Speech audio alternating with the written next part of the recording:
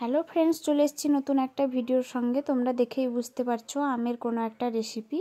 হ্যাঁ, আমি আজকে বানাবো পাকা আমের আমসত্ত্ব।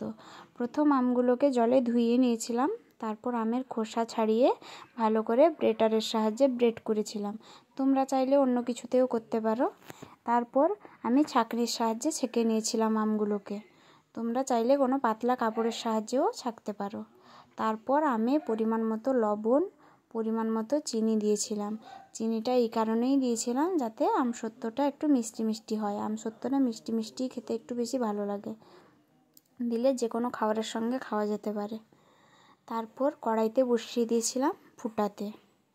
এই যে আমসত্ত্বটা ফুটছে,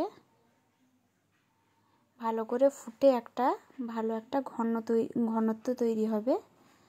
তারপর সুন্দর একটা কালারও আসবে। দেখো তোমরা কেমন কালারটা আসে এবং কেমন গাঢ় ঘনটা হয়।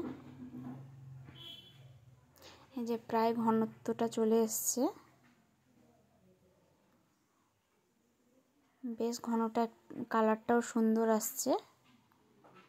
ভালো করে ফুটে গেলে একটা সুন্দর কালার ও সুন্দর গাঢ় ধরনের হয়ে যাবে আমের মণ্ডটা।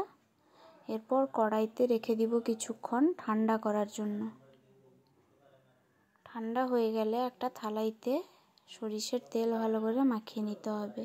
চার সাইডে সরিষার তেলটা দিলে ভালো হবে, কারণ পরে আমসত্ত্বটা তুলতে সুবিধা হবে।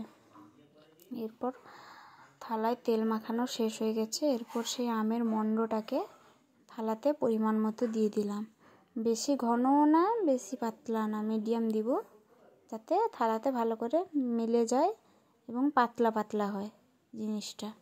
ভালো করে মিলিয়ে নিয়েছি, বেশ কয়েকটা থালাও হয়েছে, 5টা মতো। এরপর রোদে শুকোতে দিয়ে দিয়েছি। রোদে শুকোনোর পর এই যে তৈরি হয়ে গেছে আমসত্ত্ব। এরপর এনে ছুরির সাহায্যে পাতলা পাতলা করে সরু সরু করে কেটে নিয়েছি।